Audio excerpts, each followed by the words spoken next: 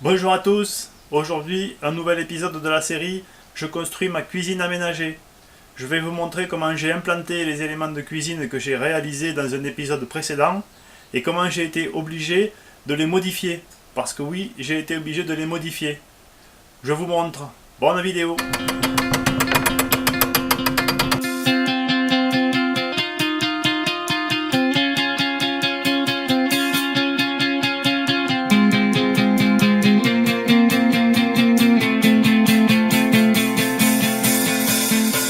Dans la précédente vidéo, je vous ai montré comment j'ai installé ce petit équipement qui permet de garder de la place dans un meuble d'angle. Voilà. Ce que j'avais pas prévu, c'est qu'en fait, il faut un certain dégagement. Et dans le précédent alignement que j'avais prévu, en fait, j'avais cet angle de plateau qui venait quasiment toucher ici. Sauf qu'il y a une façade qui est de l'épaisseur de mon doigt, qui va être prévue, donc ça passait plus. Alors qu'est-ce que j'ai fait? J'avais plusieurs solutions. Et c'est ce à quoi je vous invite à réfléchir avant de faire les meubles. Moi je me suis un petit peu précipité, j'avais prévu 60, 60, 40 et 60. Quand je faisais ça, ce meuble à 40, il venait vraiment ici, là. Il venait contre le robinet. Donc j'aurais eu un problème. Quelque part, le fait que je sois obligé de modifier à cause de ce tiroir était une bonne chose. Donc j'ai diminué la largeur de ce caisson et je l'ai mis à 55. Donc j'ai gagné 5 cm, ce qui me permet de dégager ce meuble qui se retrouve donc éloigné du robinet. Celui-ci qui va supporter le l'évier, il doit être à 60, donc on ne peut pas le toucher. Retenez que avant de faire la largeur, de définir les largeurs, il faut regarder l'implantation et vérifier que vous n'allez pas avoir un montant de meubles qui va tomber sur une canalisation ou sur quelque chose de fixe déjà. Ça c'est la première chose. Et ensuite, si vous installez ce genre d'équipement, eh bien, il faut prévoir au moins 5 cm ici. Donc celui-là peut sortir tranquillement. Et celui-là, mais là il est à la cote définitive, donc je vais avoir un ajustement à faire ici. Et celui-là, ben, il passe aussi à 5 cm de la façade de ce côté. Voilà. Donc là c'est le point le plus critique où il faut un petit peu réfléchir. Et initialement, j'avais prévu, comme je vous disais dans la vidéo, d'ajuster avec celui-là. Et bien j'ai pas pu le faire. Voilà, j'étais obligé d'ajuster avec celui-là. J'ai découpé le meuble en 60, donc je l'ai découpé proprement. C'est-à-dire que je l'ai découpé à l'épaisseur ici du panneau. J'ai découpé le dessus. Voilà, j'ai découpé les côtés. Donc je vais recouper ici, à la ras de l'embrèvement que j'avais fait. Comme ça, je vais récupérer cette hauteur du panneau, ici et ici. Ça, ce sont les côtés. Et le dessus, eh bien, il viendra en remplacement, il sera plus large. Je vais le tirer dans l'ancien panneau. Normalement, tout devrait passer avec les morceaux que j'avais déjà découpés. Donc quand j'ai refait ce meuble, j'en ai profité pour réfléchir un petit peu. Voilà, initialement, j'avais monté ici une nervure qui était vraiment collée contre la façade arrière. Bon, je m'aperçois que jusque là ça va, mais là ça va pas aller. Ce meuble, quand je vais l'installer ici là, voilà, quand je vais l'installer ici, eh bien, il va falloir que je découpe là et que je découpe là. Donc cette nervure ici là, elle ne sert plus à rien. Dans les meubles qui sont faits en série, en fait cette nervure elle est décalée, elle est plutôt ici.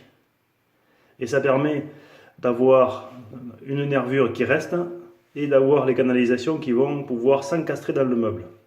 Donc c'est ce que je vais faire, je vais casser cette nervure et je vais la décaler de 10 cm ici pour pouvoir pousser le meuble contre, faire les échancrures ici au niveau des canalisations, là, et garder la nervure qui permet la rigidité du meuble.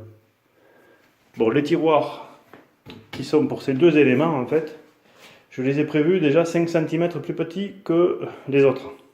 Ceux-là ils font 500 pour une profondeur de 600 et ceux-là ils font 450. Donc j'ai déjà 15 cm de marge si je veux. Du coup, ici, je vais reculer de 10. Et ça va passer.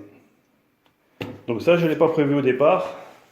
Bon, c'est pas embêtant, hein, j'ai le temps. Mais si on peut le prévoir au départ, il faut le faire. Donc pour le passage de la canalisation, on va marquer ici le centre du tube. Et on va prendre la cote minimum qu'il va falloir couper. Donc soit 9. Donc le tube c'est du 40 par 3 mm d'épaisseur. Donc diamètre extérieur 40.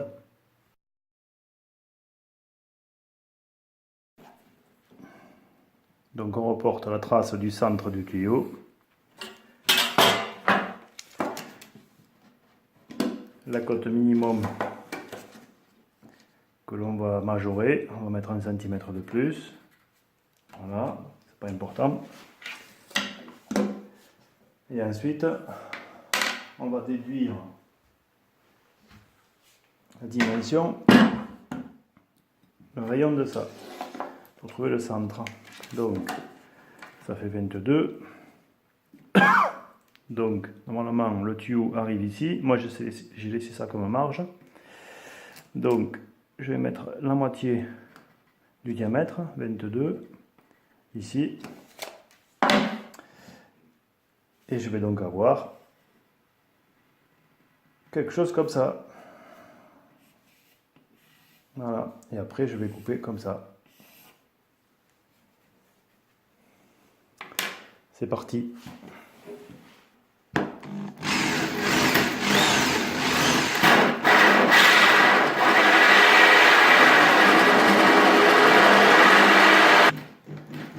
Pour faire quelque chose de propre à la sortie, eh bien, je le prends à l'envers.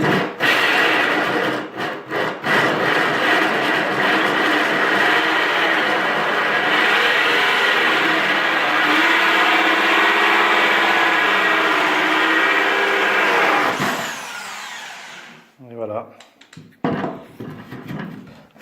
Comme ça, j'ai une surface propre ici. Et j'ai la même surface propre de l'autre côté. Il ne reste plus qu'à tracer ici le passage du tuyau.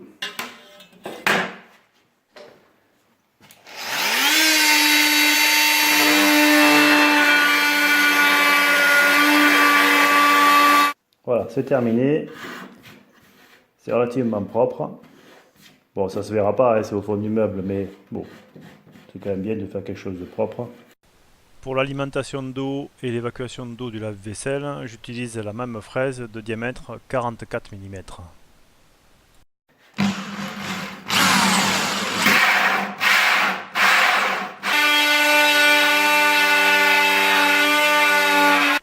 J'enlève la nervure du meuble de l'évier de manière à pouvoir faire passer toutes les canalisations.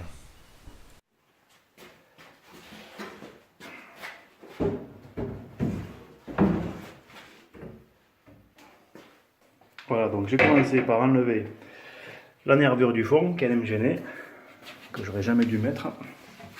Et maintenant, je vais prendre mes cotes. Donc la référence, c'est cette arête là, parce que je sais que là, le meuble, il est à la bonne position. Ici, si on regarde bien, de toute façon, celui-là, il est calé, celui-là, il est calé, celui-là, il est calé. Voilà, donc je suis pas mal. Je pousse le meuble au fond et je fais la même chose que j'ai fait tout à l'heure, à savoir je vais prendre les axes des tuyauteries. Mais un peu plus difficile parce qu'ici les tuyaux sont pas en face. Donc, eh bien, on va faire autrement. Voilà, on va se servir d'une équerre. On va prendre la référence ici de la tuyauterie du bout. Ici, de la tuyauterie. Voilà. Ah, je résiste pas à réutiliser cette petite équerre. Hop.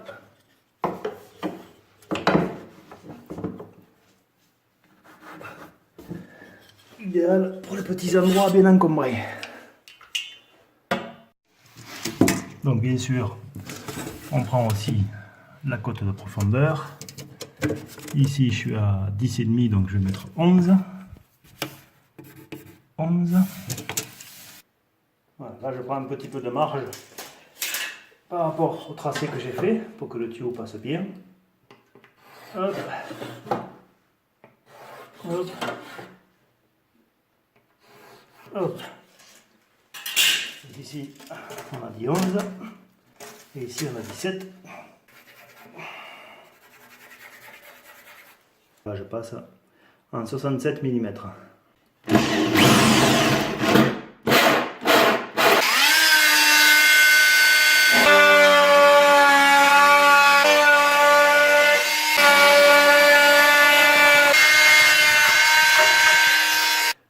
Les découpages sont terminés. Le meuble rentre parfaitement. Il ne me reste plus qu'à remettre le renfort ici. Voilà, les derniers éléments sont posés. Donc, l'ajustement ici pour les canalisations a été fait. Maintenant, si je devais refaire une cuisine ou des éléments, je prendrai en compte ce point avant de construire l'élément. C'est-à-dire qu'en fait, on voit qu'on peut se passer d'une bonne partie du panneau arrière, et ça évite de faire des découpes comme ça. On prévoit d'avoir un renfort ici, et on peut même s'arrêter ici plus court. Et on peut même imaginer que le renfort du bas, cette partie-là, on ne la mette pas au départ, c'est-à-dire qu'on mette un panneau plus court. Et on peut même imaginer que les panneaux peuvent être plus courts aussi de ce côté. Ça évite de couper pour le tuyau. Voilà. De toute façon, les tiroirs vont s'arrêter à 450. Donc il suffit de mettre ici quelque chose qui fasse 600. Les côtés n'ont pas nécessité à faire 600. Ils peuvent faire 550 ou 500 et s'arrêter en bas. Voilà. Et ça laisse toute cette place pour les meubles dans lesquels des canalisations vont traverser, soit l'alimentation et l'évacuation du lave-vaisselle, soit l'évacuation secondaire, soit l'évacuation principale. Enfin, tout cet endroit-là, j'aurais pu faire des caissons avec le fond et les côtés plus courts et le panneau du dessus en 60. Voilà, ça aurait été plus simple. Et voilà, c'est terminé pour aujourd'hui. J'espère que cet épisode vous a plu. Je vous donne rendez-vous dans un nouvel épisode. D'ici là, bricolez bien et à bientôt.